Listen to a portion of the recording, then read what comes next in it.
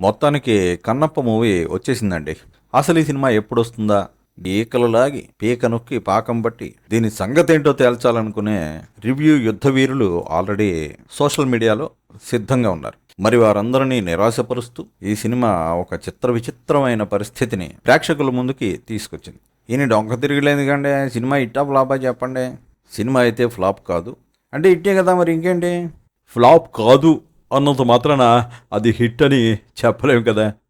అంటే యావరేజ్ అనమాట, అలా కూడా చెప్పలేం. అయ్యో బాబు, ఏంటండి బాబు సరిగ్గా చెప్పండి.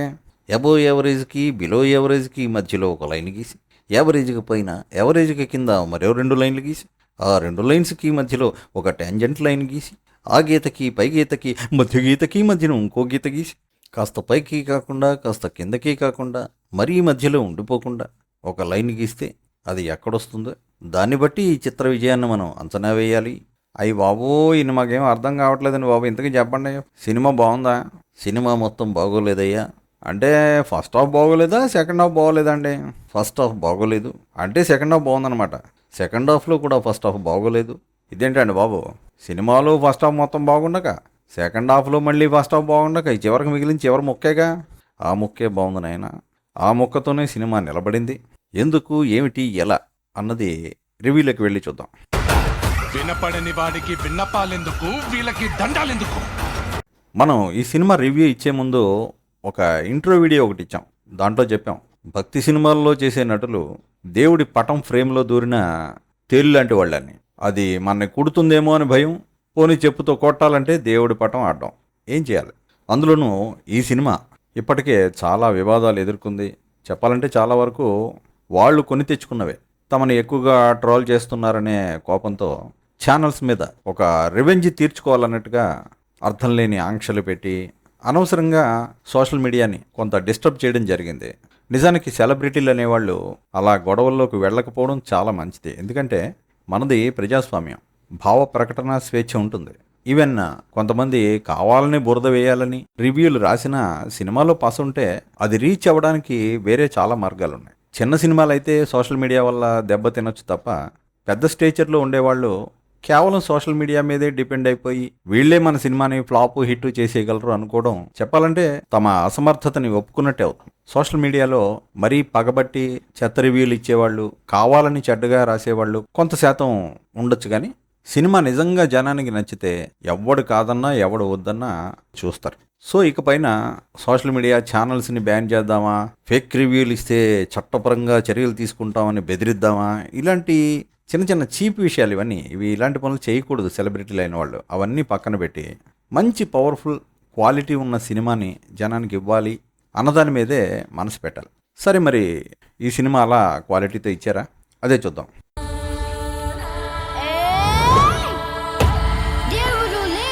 ఈ సినిమా మొదటి నుంచి న్యూజిలాండ్ కన్నప్ప అని నిక్ నేమ్స్ పెట్టారు ఈ సినిమాకి. ఎందుకంటే ఆ ట్రైలరు, టీజర్ అవన్నీ చూస్తుంటే ఆ విజువల్స్లో ఎక్కడో ఏదో పరాయి దేశంలో ఉన్నట్టు అనిపిస్తుంది తప్ప ఇది మన కన్నప్ప స్టోరీ, మన లోకల్గా ఇండియాలో జరిగిన స్టోరీలాగా అనిపించేలాగా లేదు ఆ ఎన్విరాన్మెంట్ అంతా.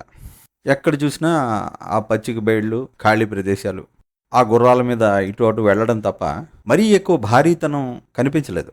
సరే, అంత పెద్ద ఏరియా అద్దెకి తీసుకోవడానికో కొనడానికో చాలా ఖర్చు ఎక్కువై ఉంటుంది. అందువల్ల సెట్స్కి ఖర్చు పెట్టగలిగేంత బడ్జెట్ మిగిలిందో లేదో తెలియదు, కానీ సరే ఎన్ని వందల కోట్లు ఇది అదే చెప్తున్నారు. కానీ మొత్తం మీద వాళ్ళు పెట్టిన ఖర్చు సినిమాలో కనిపించిందా అంటే పెద్దగా కనిపించలేదనే చెప్పాలి. సామాన్యుడు కాదు. సినిమా చాలా స్లోగా మొదలవుతుంది. చెప్పాలంటే చిన్న బడ్జెట్తో 6 ఏళ్ల పాటు సాగదీయాల్సిన ఒక టీవీ సీరియల్ ఉందనుకోండి, అది ఎంత భారీగా ప్రారంభం అవుతుంది. అమ్మో, ఆ మొత్తం ఖర్చు పెట్టేస్తే ఇప్పుడే అయిపోతుందేమో అనే భయం కొద్దీ హడావిడి ఎక్కువ ఉంటుంది, కానీ స్క్రీన్ మీద ఆ రిచ్నెస్ కనిపించదు. సరే, ప్రకృతి అనేది ఎప్పుడూ రిచ్చే, దాన్ని చూపిస్తే భారీతనం ఎంతో కొంత స్క్రీన్ మీద క్యాప్చర్ అవుతుంది. కాబట్టి ప్రకృతి ఒడిలోనే మొదలెట్టారు ఈ సినిమా. ఎటు చూసినా గ్రీన్ గ్రాసు ఫస్ట్ హాఫ్లో, ఇంక ఎటు చూసినా గ్రీన్ మ్యాట్ సెకండ్ హాఫ్లో. అసలు ఈ సినిమాలో పెద్ద సెట్స్ ఏమైనా వేశారంటే ఆ అమ్మోరుతేలు విగ్రహం ఒక్కటే మొత్తం ఆ సినిమాలో సెట్ అంటూ ఉంటే, అయినా కూడా అంత సినిమాని మేనేజ్ చేయగలిగారు. అది మాత్రం మెచ్చుకు తీరాలి. సరే, మొట్టమొదటే కాళహస్తి మహిమ అంటే ఏదో పాట మొదలైపోతుంది. కాళహస్తి గాథ ఏదో, మంచు వారి ఫ్యామిలీ అమ్మాయిలు, మరి విష్ణు అమ్మాయిలు ఎవరో కూతుళ్ళు అనుకుంటా, వాళ్ళు వచ్చారు, డ్యాన్స్ చేశారు పాపం. అలాగే ఆ చిన్నపిల్లలు వాళ్ళే చిన్నప్పుడు తిన్నడు, అదే కన్నప్ప పాత్రలో ఆ విష్ణు కొడుకో లేకపోతే మరి ఆ ఇంగ్లీష్ స్టైల్ చూస్తుంటే మరి మంచు లక్ష్మి గారు అమ్మాయిగా వేషం వేశారా అని కూడా అనిపించింది. మొత్తానికి ఎవరైతేనే ఆ చిన్నపిల్లాడి క్యారెక్టర్ ముద్దుగా ఉన్నాడు, కానీ చెప్పించిన పెద్ద పెద్ద డైలాగ్స్ మాత్రం ఏ మాత్రం రక్తి కట్టలేదు. ఎందుకంటే అక్కడ సీరియస్గా చెప్పాల్సిన విషయం, దేవుడు లేడు గేవుడు లేడని ఒక ఎమోషన్తో చెప్పాలి. అంత చిన్నపిల్లాడు ఎలా చెప్తాడు? పైగా తెలుగు ఎంత మాత్రం రాని ఇంగ్లీష్ ప్రొనౌన్సియేషన్, దేవుడు లేడు గేవుడు లేడు అనడానికి డాడ్ ల్యాడ్ గేడ్ ల్యాడ్ అని చెప్పి అంటుంటారు. అసలు మనం ఈ తెలుగు సినిమా చూస్తున్నామా అని అనిపిస్తుంది. సరే, చిన్నపిల్లల్ని ఇంకేమంటాం, అంతకంటే వీళ్ళంతా మా ఫ్యామిలీ కాబట్టి ఇందులో నటిస్తారని చెప్పి అందరినీ తీసుకొచ్చి పెట్టారు.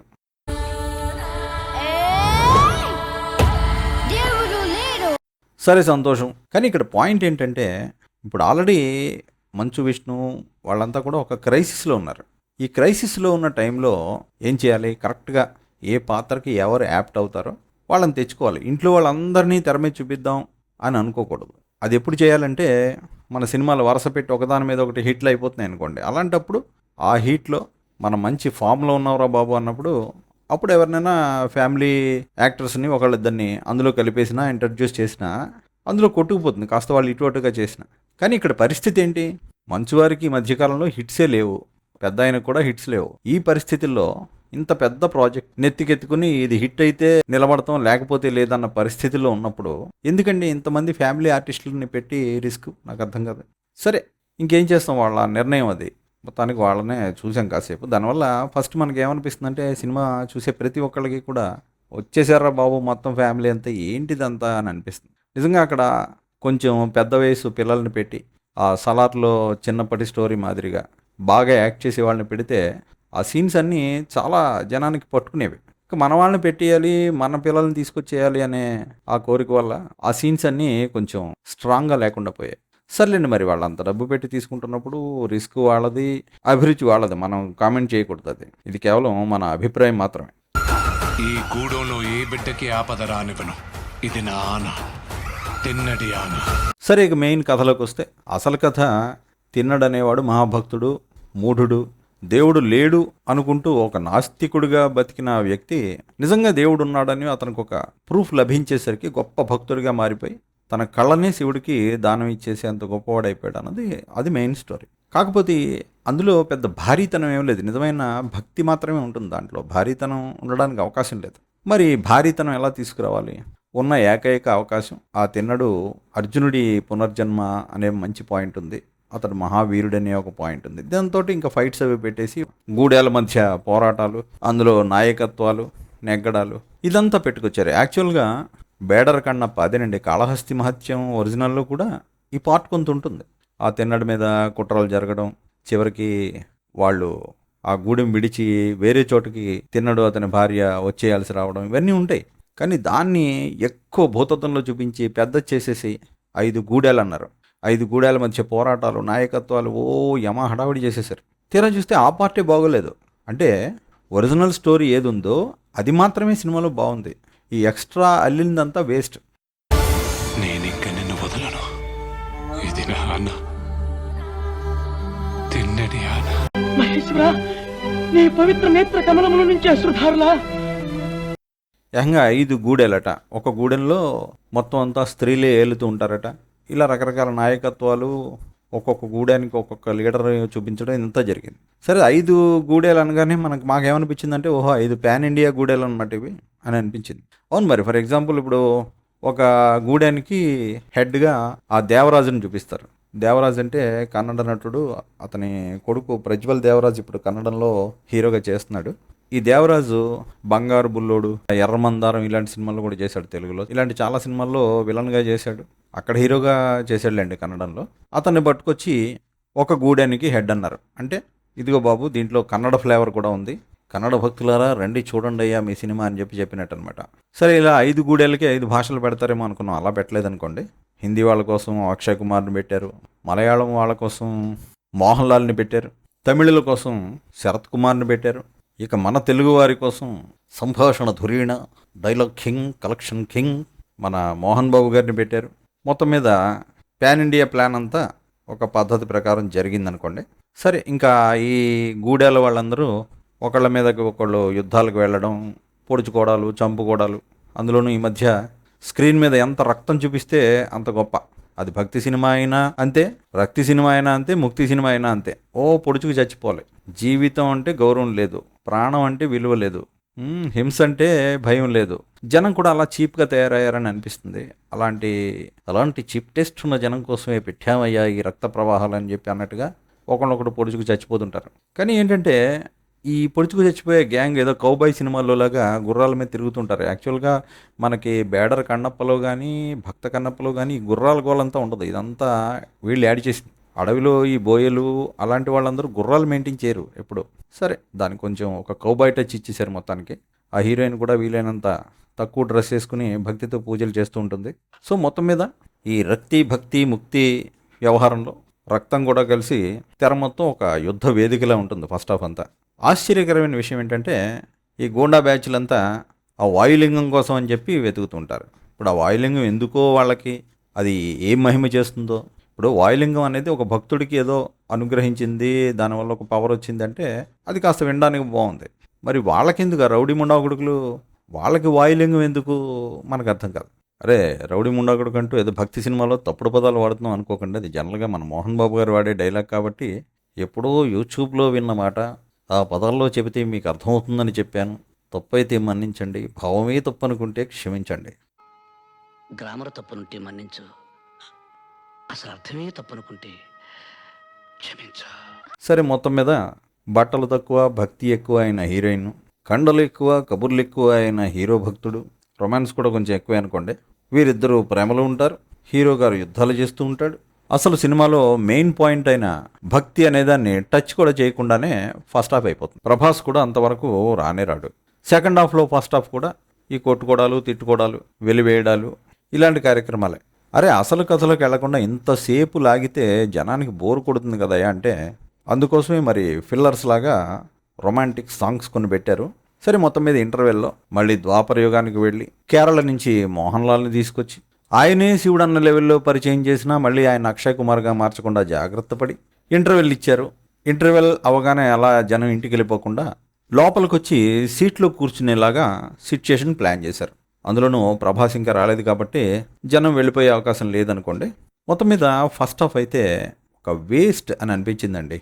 సరే, ఇప్పుడు ఈ రివ్యూ చూసి ఇదంతా ఫేక్ రివ్యూ అని చెప్పి మా ఛానల్ మీద ఏదైనా స్ట్రైక్ కొట్టి ఆపేసినా చాలా సంతోషం. మేము ఆపేయడానికి కూడా రెడీగా ఉన్నాం. ఎందుకంటే ఇలాంటి ఆంక్షల మధ్య పనిచేసే పరిస్థితి, జర్నలిజం అన్నదానికి విలువలేని పరిస్థితుల మధ్య, రివ్యూయర్స్ని శాసించే నీచమైన వాతావరణం మధ్య అర్హత లేని జనానికి నిజమైన రివ్యూలు ఇవ్వాల్సిన అవసరం కూడా మాకు లేదనిపిస్తుంది. వాయులింగ రహస్యం కాపాడడానికి నా ప్రాణాలు సైతం అర్పిస్తాను. ఫ్రాంక్ రివ్యూ అన్న తర్వాత కొన్ని హార్డ్ నిజాలు చెప్పుకోవాలి, ఒప్పుకోవాలి. ఆ మధ్య ఈ కన్నప్ప హార్డ్ డిస్క్ ఏదో పోయిందన్నారు. అది నిజమో లేకపోతే సినిమాకి హైప్ తీసుకురావడానికి చేసిన డ్రామాయో మాకు తెలియదు, కానీ నిజంగానే ఆ హార్డ్ డిస్క్ పోయి ఉంటే చాలా బాగుండేదని అనిపించిందండి. ఎందుకంటే సినిమా మొత్తం కాదు, ఆ హార్డ్ డిస్క్లో పోయిన పార్టు ఈ ఫస్ట్ హాఫ్ అయి ఉంటే ఎంతో ఆనందం అనిపించేది. ఎందుకంటే ఇదంతా అసలు కథకి అన్రిలేటెడ్ ట్రాష్.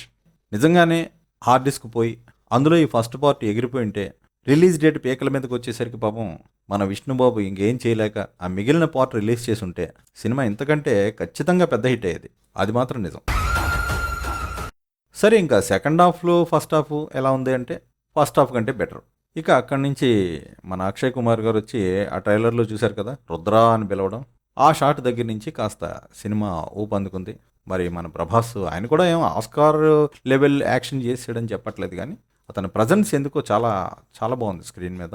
మరి ఆ కృష్ణరాజు గారు వాళ్ళ ఫ్యామిలీ వాళ్ళు శివభక్తులు ఫస్ట్ నుంచి కూడా. అందుకేనేమో మరి భక్త కన్నప్పలో శివభక్తుడిగా చేసిన, బొబ్బిలి బ్రహ్మన్లో బ్రహ్మన్నగా చేసిన, ఇంకా తర్వాత రావణ బ్రహ్మ అనేది సినిమా చేశాడు అనుకోండి, అది అంత పవర్ఫుల్గా ఉండదు. కృష్ణరాజు ఎప్పుడు కూడా ఆ శివభక్తుడిగా చాలా బాగా కనిపించేవారు స్క్రీన్ మీద. వినాయక విజయంలో అయితే ఆయనే డైరెక్ట్గా శివుడిగా చేశాడు. మరి అదే మన వాడికి ఏమన్నా వారసత్వంగా వచ్చిందా ఏమో తెలియదు, కానీ ప్రభాస్ ప్రజెన్స్ మాత్రం స్క్రీన్ మీద బాగుంది.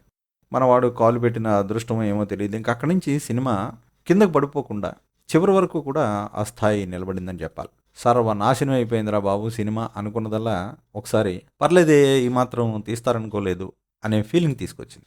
చెప్పాలంటే ప్రభాస్ ఒక మునిగిపోతున్న ఓడని పట్టుకుని పైకి లేపినట్టయింది. ఆ తర్వాత ప్రభాస్ పాత్ర అయిపోయిన తర్వాత కూడా ఆ ఇంటెన్సిటీ, ఆ కనెక్టివిటీ కంటిన్యూ చేయడం విషయంలో డైరెక్టర్ని మెచ్చుకోవాలి. కేవలం డైరెక్టర్ ప్రతిభ అని అనలేము, ఎందుకంటే అక్కడ నిజమైన మెయిన్ కథ ఆ పార్ట్లో వచ్చింది కరెక్ట్గా.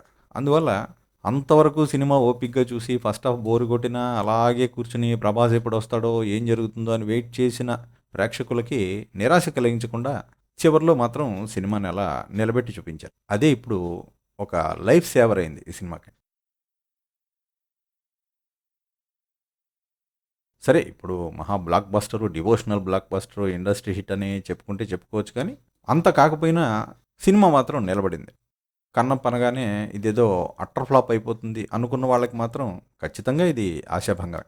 నిజానికి సంతోషించాలి, ఎందుకంటే పాపం మోహన్ బాబు గారు అంత సీనియరు, ఈ 70 ఏళ్ల వయసులో కొడుకులు ఇద్దరులాగా కొట్టుకుంటూ ఆయనకు మానసిక శాంతి లేకుండా చేయడం, ఇదంతా చూసినప్పుడు నిజంగా మోహన్ బాబుని అభిమానించే వాళ్ళకి, ఆయన ఎప్పటి నుంచో చూస్తున్న వాళ్ళకి అయ్యో పాపం అని బాధ కలుగుతుంది. చెప్పాలంటే ఈ సినిమా హిట్ అనేది కొంత ఆ ఫ్యామిలీకి ఒక రిలాక్సేషన్ అనే అనిపిస్తుంది. కాకపోతే బాగుంది అంటున్నారు కదా అని తాము ఏదో పెద్ద కళాఖండం తీసేసినట్టు ఈ రెగ్యులర్ స్టైల్లో ఆ డబ్బాలు అవి లేకుండా కాస్త డిగ్నిఫైడ్గా పబ్లిక్లో కాస్త చక్కటి భాషతో సొంత గొప్పలు చెప్పుకోకుండా చక్కగా ఉంటే చాలా బాగుంటుంది. చాలామంది మంచు ఫ్యామిలీ వాళ్ళ సినిమాలు, మంచు మోహన్ బాబు గారిని మెయిన్గా ఇష్టపడే వాళ్ళందరూ కోరుకునేది ఇదే. అది వాళ్ళు ఎప్పుడు అర్థం చేసుకుంటారో మనకు తెలియదు, కానీ ఎవరికి ద్వేషం ఉంటుందండి? ఇప్పుడు ఒక అద్భుతమైన సినిమా ఇస్తాను, కష్టపడతాను, సంవత్సరాల తరబడి కష్టపడి మీకు ఒక మంచి సినిమా ఇచ్చి మిమ్మల్ని ఎంటర్టైన్ చేస్తానని ఒక హీరో కష్టపడుతున్నప్పుడు వాడు నాశనం అయిపోవాలని ఎవరు కోరుకోరు. కొంతమంది ఉంటే ఉండొచ్చు అసూయగ్రస్తులు, కానీ ఎవరు కావాలని పని కట్టుకుని ట్రోల్ చేయరు. అది మన బిహేవియర్ని బట్టి, చిన్న చిన్న విషయాల్లో మనం చేసే పొరపాట్లని బట్టి ఉంటుంది. మనకి మనం ఎక్కువ ఊహించుకోకుండా రియల్గా మనం ఏంటి అన్నది తెలుసుకున్నప్పుడు మాటలు మారతాయి, మర్యాద పెరుగుతుంది, ట్రోలింగ్ ఆటోమేటిక్గా తగ్గిపోతుంది. మేమేదో కళాఖండాలు క్రియేట్ చేస్తున్నాం, మేము మానవాతీతిలో ఉన్నట్టుగా ఉండకుండా ఉండాలని కోరుకుంటారు ఎవరైనా. అప్పుడే అభిమానం ఎక్కువ కాలం నిలబడుతుంది. ఏదేమైనా ఈ మధ్యకాలంలో ఈ దెబ్బలు తిన్న తర్వాత మోహన్ బాబు గారిలో ఒక విధమైన మెచ్యూరిటీ కనిపిస్తాం. త్వరలో ఏమీ లేదు, అంతా షిరిడి సాయినాథుడు అన్నట్టుగా ఏదో మాట్లాడుతున్నాడు ఆయన, దేవుడి వల్లే జరుగుతుంది ఇది అదే అని. ఓకే, అది భక్తి సినిమా ప్రమోషన్ కోసం వచ్చిన పశ్చాత్తాపమా, లేకపోతే నిజంగానే ఆయనలో ఏదన్నా ఒక రిపెంటెన్సా, రెగ్రెట్ అవ్వడమో ఏమో, పేర్లు పక్కన పెడదాం, కానీ ఆ విధమైన మార్పు అయితే ఆయనలో కనిపిస్తాం. చాలా సంతోషం. ఇంకా గొప్పగా అభినందించదగిన విషయం ఏంటి అంటే, తాజాగా కన్నప్ప మీట్లో ఈ సినిమాకి మంచి ఓపెనింగ్స్ రావడానికి ప్రభాస్ ఎంతవరకు కారణం అని అడిగితే 100% ఆయనే కారణం, నాకు ఈగో లేదు, ఖచ్చితంగా ఈ నిజాన్ని నేను ఒప్పుకుంటున్నానని విష్ణు చెప్పడం జరిగింది. నిజంగా అసలు అది చాలామంది అతని నుంచి ఊహించని మాట అది. దీని వెనకాల ప్రభాస్ ఇంపాక్ట్ అంతవరకు ఉంది ఈ ఓపెనింగ్స్ వరకు? 100%. 100%. I believe that. కొంతమంది డిబేట్ చేయొచ్చు కన్నప్ప సబ్జెక్ట్ అది ఇదని. I have no ego in accepting నా బ్రదర్ ప్రభాస్ వల్లే ఈ ఓపెనింగ్ వచ్చింది అని. I know that. అతన్ని పెట్టుకోవడం వల్లే ఈరోజు మీరందరూ కన్నప్ప కథ చూడడానికి ఇంట్రెస్ట్ అయ్యారు. వచ్చిన తర్వాత కన్నప్ప కథ తెలుసుకున్నారు మీరు. So it's is only purely because of my brother. నిజంగా అంత సంస్కారవంతంగా నిజాన్ని ఉన్నదన్నట్టు ఒప్పుకోవడం, అలాగే ఎవరైనా నిజాలు మాట్లాడితే యాజ్ ఇట్ ఈజ్గా తీసుకోవడం, ఈ మెచ్యూరిటీ ఉంటే అసలు ఎవరండి శత్రువులు అవుతారు వీళ్ళకి? ఇంతకాలం ఆ మెచ్యూరిటీ లేకే కదా ఇన్ని విమర్శలు ఎదుర్కోవాల్సి వచ్చింది. మొత్తం మీద ఇప్పటి నుంచైనా ఇలా చక్కగా ఉంటే చాలామంది సంతోషిస్తారు. మోహన్ బాబు ఫ్యాన్స్ కానీ, ఇప్పుడు మోహన్ బాబు ఏం చిన్న యాక్టర్ కాదు కదా, ఎన్టీఆర్, ఏఎన్ఆర్ ఎంతమందితో చేశాడు ఆయన, ఎంత పెద్ద హీరో. కేవలం ఈ గొప్పల వల్ల, లేనిపోని మాటల వల్లే ఆ ఫ్యామిలీ ఇబ్బందులు ఎదుర్కోవాల్సి వచ్చింది తప్ప చరిత్రని తుడిచేయలేం కదా, వాళ్ళు సాధించిన విజయాలను కొట్టి పారేయలేం కదా. కాకపోతే అది వాళ్ళకి వాళ్ళే చెప్పుకోకూడదు, అది వాళ్ళు కొంచెం ఎక్కువ చేయడం వల్ల ఈ సమస్యలన్నీ వచ్చాయి. ఏమైనా సంతోషం విష్ణు, సంస్కారం ప్రదర్శించావు, దాన్ని అలాగే కంటిన్యూ. కానీ ఇక్కడ ఒక ఇంపార్టెంట్ పాయింట్ చెప్పాలి. మోహన్ బాబు సినిమా చరిత్ర మొత్తం తీసుకుని చూస్తే వాటిలో సూపర్ హిట్ అయిన సినిమాలు అన్నింటిలోనూ పెదరాయుడు పక్కన పెట్టండి, అది రీమేక్. మోహన్ బాబు సూపర్ హిట్స్లో చాలా సినిమాలు అతను మారి ఇంకో మనిషిగా అవ్వడమే ఉంటుంది చాలా వాటిలో. ఫర్ ఎగ్జాంపుల్ గృహప్రవేశం సినిమా కానీ, అది మోహన్ బాబుకి చాలా పెద్ద హిట్. అందులో చెడ్డవాడుగా ఉన్న వ్యక్తి మంచివాడుగా మారతాడు. ఆఖరికి మోహన్ బాబే తీసిన మేజర్ చంద్రకాంత్లో కూడా మొదట్లో చెడ్డవాడుగా ఉండి మంచివాడిగా మారతాడు. ఇలాంటి పాత్రలు ఎప్పుడు మోహన్ బాబుకి బాగుంటాయి. అలాంటివే ఆయనకి హిట్స్ తీసుకొస్తూ ఉంటాయి. ఆఖరికి మీరు చూడండి, మనోజ్ సినిమా అనుకుంటా, శ్రీ అని ఉంటుంది, అందులో తమన్నా ఫస్ట్ మూవీ అయి ఉంటుంది అది. అందులో కూడా మోహన్ బాబు ఒక స్పెషల్ క్యారెక్టర్ చేశారు. అందులో కూడా ఇలాగా చేంజ్ ఓవర్ అయ్యే క్యారెక్టరే మోహన్ బాబుది. చాలా బాగుంటుంది ఆ క్యారెక్టర్. ఏయ్, చేతికి చిక్కిన పిట్టను రెక్కలు విరిచేస్తా, కానీ ఎగిరిపోనివ్వను. వెళ్ళిపోమని నాన్నగారు అనలేదమ్మా. ఆయన కోరిక ప్రకారమే తెల్ల కాగితంలా తిరిగి రావడానికి ప్రయత్నిస్తా. అయ్యగారి దగ్గర అప్పు తీసుకున్నప్పుడు సంకలు ఎగరేసుకుంటూ తీసుకున్నారే, అప్పు తీర్చమంటే ఎందుకురా మీ అందరికి కన్నీళ్లు వస్తున్నాయి? అయ్యగారి ఇరుపెట్టేమైనా ప్రపంచ బ్యాంక్ అనుకున్నారా? ఇక్కడ మనం గుర్తించాల్సిన పాయింట్ ఏంటంటే, కన్నప్పలో విష్ణు చేసిన కన్నప్ప క్యారెక్టర్ అలాంటిదే. అంటే ముందు ఒకలా ఉండి తర్వాత చేంజ్ అవడం, అతను నాస్తికుడిగా ఉండి తర్వాత ఆస్తికుడిగా మారతాడు. అలాగే మోహన్ బాబు క్యారెక్టర్, మహాదేవ శాస్త్రి ఏదో క్యారెక్టర్ ఉంది కదా, అది కూడా అంతే. ముందు ఏదో అహంకారంతో ఉంటాడు, తర్వాత ఈ కన్నప్ప త్యాగం చూసి అతనిలో కూడా ఒక మార్పు వచ్చినట్టుగా చూపించారు. సో అది బహుశా వాళ్ళకి మరి మంచివారికి అదొక సెంటిమెంట్ ఏమో కానీ, మొత్తానికి మార్పు అనేది వాళ్ళకు ఒక హిట్ తీసుకొచ్చింది.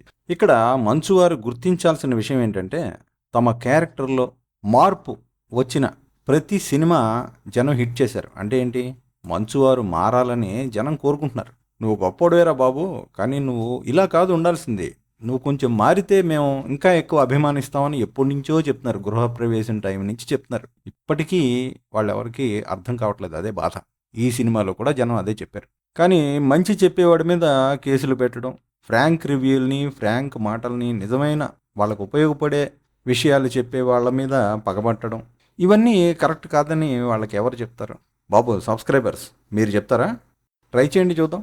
సరే, ఇందులో ఉన్న చెత్త పాయింట్ల గురించే మాట్లాడుకుని ఇదొక ఫ్లాప్ అని చెప్పొచ్చు, మంచి పాయింట్లు మాత్రమే చెబుతూ ఇది మహాసంచలనం, ఇండస్ట్రీ హిట్ అని చెప్పొచ్చు. ఇప్పుడు రివ్యూలు ఎవరైనా ఎలాగైనా రాయొచ్చు అనుకోండి.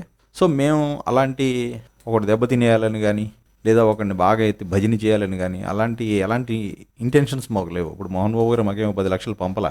ఒకవేళ పంపినా కూడా మెచ్చుకుంటూ రాయండి అని అడిగినా కూడా భజన చేయం. ఇందులో ఉన్న మంచి పాయింట్ల గురించి కరెక్ట్గా ఎలివేట్ చేసి చెప్తాం, అంతే మేము చేసేది. ఎందుకంటే మనసుకి ద్రోహం చేసుకోకూడదు రివ్యూయర్ అనేవాడు. ఇక మంచివారు కూడా తెలుసుకోవాల్సింది ఏంటంటే, సినిమా అనేది ఒక కళ, దాంట్లో రివ్యూ అన్నది కూడా ఒక భాగం. మమ్మల్ని ఎవరు రివ్యూ చేయకూడదు, బాగుంది బాగోలేదని చెప్పకూడదంటే కళారంగంలోకి రాకూడదు ఎవరు కూడా. వేరే రంగాలు, వేరే రివ్యూలు లేని రంగాలు ఉంటే వాటిలోకి పోవాలి. ఎప్పుడైనా సరే కళారంగంలో మనం చేసిన వర్క్ పబ్లిక్లోకి మనం పంపించినప్పుడు దాన్ని చూసి బాగుంది బాగోలేదని 1,00,000 మంది 1,00,000 రకాలుగా మాట్లాడతారు. అవి తీసుకోగలిగితేనే కళారంగంలో ఉండాలి. అవి తీసుకోలేక నేను రివ్యూయర్లనే శాసిస్తాను, ప్రజల నోళ్లు మూసి నాకు కావాల్సిన అభిప్రాయాన్ని రాబట్టుకుంటానంటే అది చెప్పాలంటే సింపుల్గా అజ్ఞానం. కళ ఉన్నంతకాలం రివ్యూ ఉంటుంది, రివ్యూ ఉన్నంతకాలం విమర్శలు ఉంటాయి. విమర్శని కిల్ చేస్తే కళ కూడా చచ్చిపోతుంది. ఇది చాలా ఇంపార్టెంట్ పాయింట్. సరే, ఈ సినిమా గురించి మాట్లాడాలంటే ఇంకా చాలా మాట్లాడచ్చు.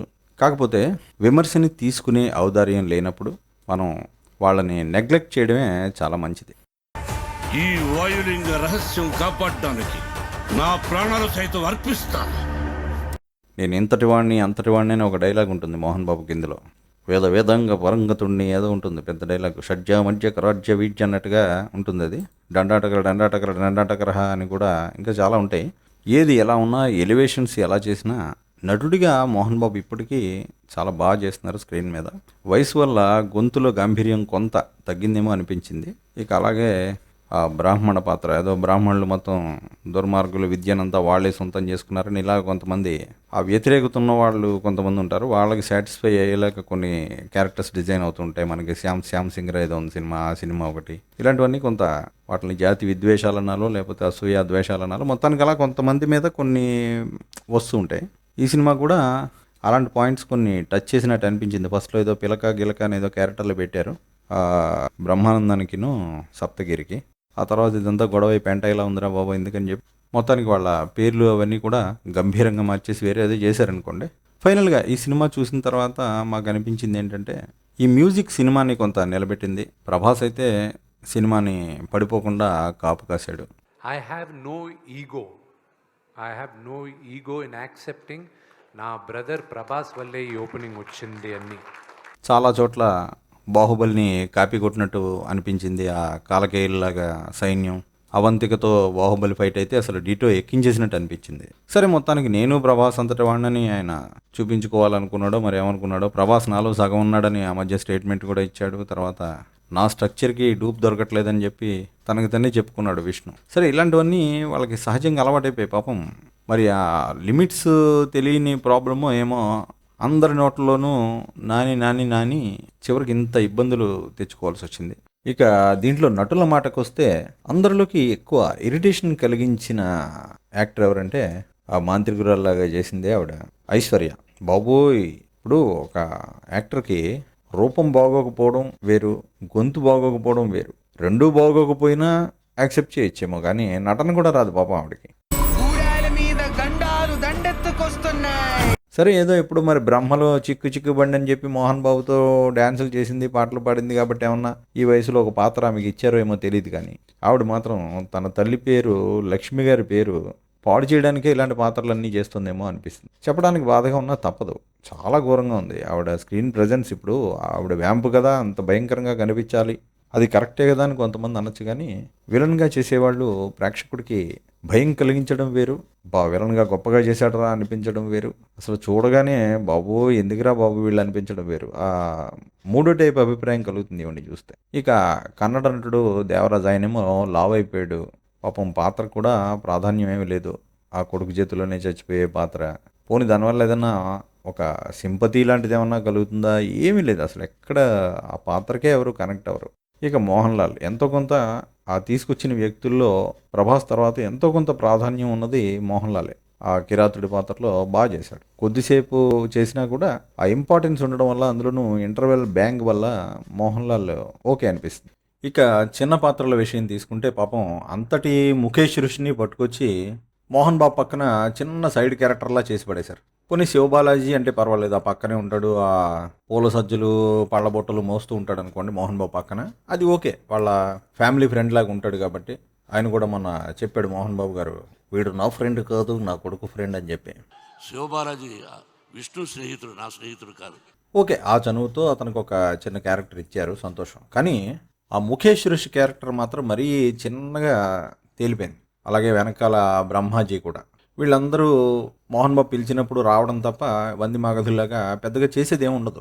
మహా అయితే వాళ్ళు యాక్ట్ చేసింది ఎక్కడంటే ఆ చివరి సీన్లో మన వాడిని కొరడాలతో కొట్టేటప్పుడు ఆ కొరడాలు ఇటు అటు తిప్పారంతే. ఆ కొరడాలు ఇలా నడి మీద కొట్టి ఇలా లాగుతుంటే మనకేమో కొమరం భీముడో టైప్లో మనవాడు ఏమన్నా కాళహస్తి శివుడో అని ఏమన్నా పాట పాడతాడా అని కూడా అనిపించేస్తుంది. కాకపోతే అక్కడ పాటలు రెండు కూడా ఎఫెక్టివ్గా ఉన్నాయి. ఇక అక్షయ్ కుమార్, ఆయన మరి ఆ షేవింగ్ చేసుకోవడం సరిగ్గా చేసుకోలేదు, ఎత్తు పళ్ళ వల్ల కొంచెం ఎబ్బెట్టుగా అనిపించిందో తెలియదు. కానీ స్క్రీన్ మీద అంత క్లోజప్లో అన్నిసార్లు ఆయన డైలాగ్స్ చెప్తుంటే చాలా ఇబ్బందిగా అనిపించిందండి. కానీ ఏమైనా అనాలంటే మరి ఆయనేమో శివుడు పాత్ర వేశాడు, ఏమనగలం? అస్సలు మన తెలుగు వాళ్ళకి ఎంత మాత్రం యాక్సెప్టబుల్ కానీ ఫేస్. మరి హిందీ వాళ్ళు శివుడిగా ఆయన్ని యాక్సెప్ట్ చేశారట ఏదో సినిమాలో, అందువల్ల పట్టుకొచ్చి మన నెత్తి మీద పెట్టారనుకోండి. ఇక కాజలే ఎంతో కొంత నయం అనిపిస్తుంది. మరి రీసెంట్గా మోసగాళ్ళ సినిమాలో విష్ణుతో అక్కలాగా నటించింది కాబట్టి మరి ఆ చనువు వాళ్ళు ఏదైనా పట్టుకొచ్చి పార్వతీదేవి పాత్ర ఇచ్చుంటారు. ఏదో తెల్లగా కనిపించడం తప్ప పెద్ద ఆ పాత్రకు కూడా పెద్ద ప్రాధాన్యం ఏమీ లేదు. వాళ్ళిద్దరూ కూర్చుని మాట్లాడుకుంటూ ఉండడం తప్ప పెద్ద వాళ్ళకి పని కూడా లేదు యాక్చువల్గా. అక్షయ్ కుమార్ పాత్రకి పెద్ద పని ఎందుకు లేదంటే స్క్రీన్ మీద మన భక్త కన్నప్ప సినిమాలో కానీ బేడర కన్నప్పలో కానీ డైరెక్ట్గా ఆ శివుడి పాత్రే వచ్చి కన్నప్పని భక్తుడిగా మారుస్తుంది, ఆ చేంజ్ తీసుకొస్తుంది. ఆ పాత్రని ఇక్కడ ఏం చేశారంటే మన ప్రభాస్కి ట్రాన్స్ఫర్ చేశారు. రుద్ర అంటూ పిలవడం, మనవాడు వచ్చి ఇక్కడ శివుడి తరఫున పనిచేసినట్టుగా చూపించారు. సరే, ఏదైతేనే అదే కలిసి వచ్చింది. అసలు ఈ సినిమాలో ప్రభాస్ని అడగాలి అనే ఐడియా ఎలా వచ్చిందో మరి. కృష్ణంరాజు గారు భక్త కన్నప్ప చేశాడు కాబట్టి వాళ్ళ అబ్బాయి ప్రభాస్ని ఏదైనా ఈ సినిమాలో వాడుకుంటే బాగుంటుంది అనే ఐడియా వచ్చిందో, లేకపోతే ప్రభాస్ మరి మోహన్ బాబుకి కాస్త చనువు కాబట్టి, అసలే మనం లోలో ఉన్నాం కాబట్టి ఏదైనా కాస్త ఉపయోగపడుతుందని ఎవరైనా సలహా చెప్పారు. కారణం ఏదైనా కానీ ప్రభాస్ని ఈ సినిమాలోకి తీసుకోవాలి అన్న ఐడియా మాత్రం చెప్పాలంటే చాలా అదృష్టం, లేకపోతే అలాంటి ఐడియా వచ్చేది కాదు. అతను కూడా లేకపోతే ఈ సినిమాలో ఏమీ లేదు. ఓకే, విష్ణు కష్టపడలేదంటే నిజంగా కష్టపడ్డాడు. ఎక్కడంటే సినిమాలో ఎఫెక్ట్ వచ్చే పార్ట్ అంతా చివరిలో ఉంటుంది. ఆ శివ శివ శంకర అన్న పాటలో విష్ణు నిజంగా బాగా చేశాడు. ఏంటి ఆ శివలింగం దగ్గర చెప్పే డైలాగులు కూడా ఒకచోట నిజంగా మోహన్ బాబు అంత మెచ్యూరిటీతో చేశాడా అని అనిపించింది, అందులో డౌట్ లేదు. ఎందుకంటే నిజానికి నిజం ఒప్పుకోవాలి, బాగా చేశాడు, చాలా బాగా చేశాడు. కొన్ని చోట్ల చిన్న చిన్న ఫెయిల్యూర్స్ అయినా కూడా ప్రయత్నించాడు. కష్టపడాలి. ఇది మనకి లైఫ్ బాబోయ్ ఈ సినిమా హిట్ అయి తీరాలనుకున్నాడో ఏమనుకున్నాడో కానీ తన ఫేసు అంత ఎమోషన్స్కి ఫ్లెక్సిబుల్ కాకపోయినా, తన ప్రొనౌన్సియేషన్ కూడా అంత కఠినమైన పదాలు పలకలేకపోయినా, ఎందుకంటే మనవాడు కళ్ళు అనడానికి కళ్ళు అంటాడు, ఆ లా కూడా పలకడం రాదు సరిగ్గా. అయినా కూడా ఆ తాపత్రయం మనం బాగా చేయాలి, పెర్ఫామ్ చేయాలి, పర్ఫామ్ అని మళ్ళీ నవ్వకండి, నిజంగానే బాగా చేశాడు. నేనింక నిన్ను వదలను. ఇది నా ఆన, తిన్నడి ఆన. పైగా శివ శివ శంకర అని చెప్పి పాటలో ఆ డ్యాన్స్ చేయడం, ఆ బట్టలు ఊడిపోతున్నా చూసుకోకపోవడం, అలాంటి కొన్ని ఎఫెక్ట్స్ బాగున్నాయి సినిమాలో. ఆ ఒక్క పాట మాత్రం కొంచెం మనిషిని, నిజంగా భక్తి ఉంటే మనలో అది కదిలిస్తుంది ఆ పాట. అక్కడ డైరెక్టర్ని మనం మెచ్చుకోవాలి, విష్ణుని కూడా ఖచ్చితంగా మెచ్చుకోవాలి. మొత్తం మీద ప్రభాస్ అనే రజనీకాంత్, మళ్ళీ రజనీకాంత్ అంటున్నామని ఏమనకండి, ఎందుకంటే ప్రభాస్ పేరు బుజ్జిగాడు సినిమాలో రజనీకాంత్, పైగా బుజ్జిగాడు మేడ్ ఇన్ చెన్నై కాబట్టేమో అందులో రజనీకాంత్ ఫ్యాన్.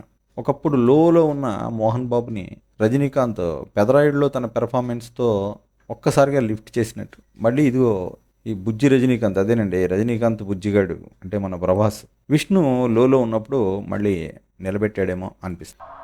రే, నీ పేరేంట్రా? రజనీకాంత్. ఆ?